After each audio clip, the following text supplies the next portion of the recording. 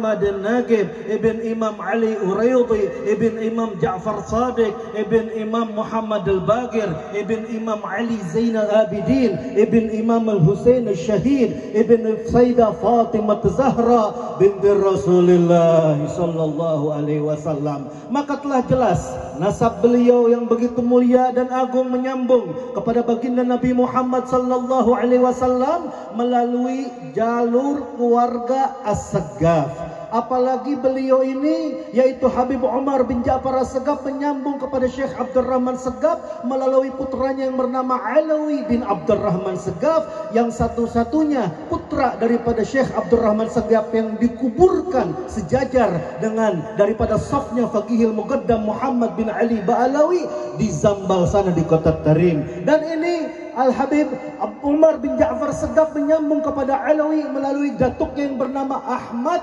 Maula Maryamah, seorang wali min auliyaillah yang memiliki masjid Ba'alawi di antara kota Tarim dan Sewun, yaitu di desa Maryamah, sehingga keturunannya dijuluki dengan As-Saggaf Maryamah. Dan juga beliau ini datuk yang ketujuhnya yaitu Habib Abdullah bin Ahmad As-Saggaf dijuluki dengan Al-Fargazi. Begitu juga kakek daripada Habib Umar ini ada yang namanya Habib Syekh bin Saggaf. Perlu diketahui bahwasannya Habib Syekh ini memiliki saudara yang menjadi yaitu sarana cikal bakal turunnya Wali Kutub Habib Abu Bakar bin Muhammad As-Saggaf di Gresik. Ketika beliau pulang belajar dari Sahibul Maulid Habib Ali Al-Habsyi, maka ditemani oleh Habib Alwi bin Saggaf As-Saggaf yang dikuburkan di Pasuruan di sana.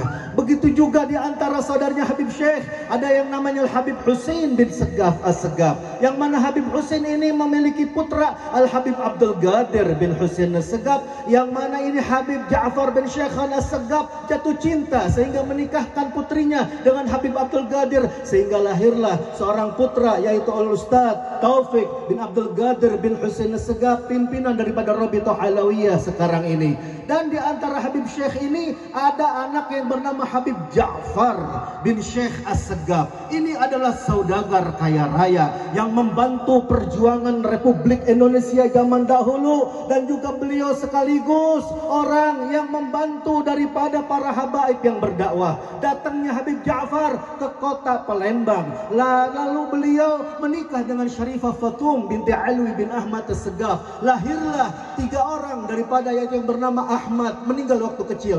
Lalu Abdullah, yang mana di waktu penjajahan Jepang beliau lari berhijrah ke daerah Lampung di daerah Pringsewu. Dan di antaranya ada Habib Ali bin Ja'far As-Saggaf, yang mana seluruh para habaib Indonesia memiliki daripada yaitu minnah atau jasa yang besar, karena Habib Ali bin Ja'far murid daripada yaitu Mufti Hadramut Al-Habib Abdurrahman bin Muhammad Al-Masyhur. Kitab daripada Bughyatul Mustarsyidin karangan beliau, juga kitab Samsul Dhahirah, pencatatan nasab seluruh keluarga Nabi SAW.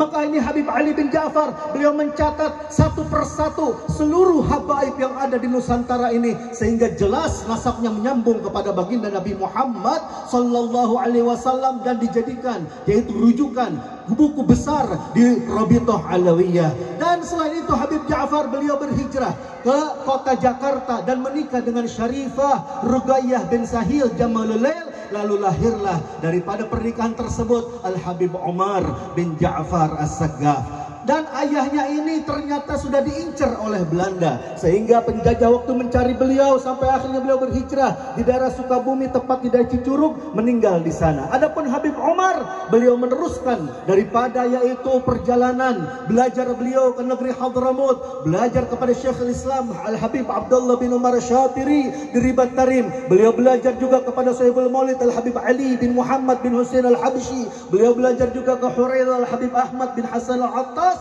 sehingga usia ketika mencapai 25 tahun beliau melaksanakan ibadah haji ke Baitullahil Haram. Pulang daripada ibadah haji, beliau datang ke Nusantara, berdakwah di daerah Palembang bersama Habib Alwi bin Syekh As-Saggaf. Lalu beliau tidak melupakan daripada orang-orang soleh yang waktu itu masih hidup di negeri Indonesia. Beliau mendatangi Al-Imam Al-Qutub Al-Habib Abdullah bin Muhsin Al-Attas, Keramat Empang Bogor. Beliau mengambil ilmu juga dari Mufti Betawi Al-Habib Utsman bin Abdullah bin bin Aqil bin Yahya, sehingga penuhlah dengan ilmu-ilmu yang beliau miliki. Maka guru-gurunya yaitu memerintahkan kepada beliau untuk berdakwah. Beliau mulai mengajar dari Jawa Timur, dari Jawa Tengah, sampai di daerah Cirebon. Beliau menikah dengan yaitu Siti Jamilah binti Abdullah Ansari, pimpinan daripada pesantren Buntet Cirebon, yang menyambung nasabnya kepada Sunan Gunung Jati Cirebon. Lahirlah daripada pernikahan tersebut ayahanda daripada Habib Hasan, yaitu Habib Ja'far, begitu juga Habib Syekh dan lain sebagainya.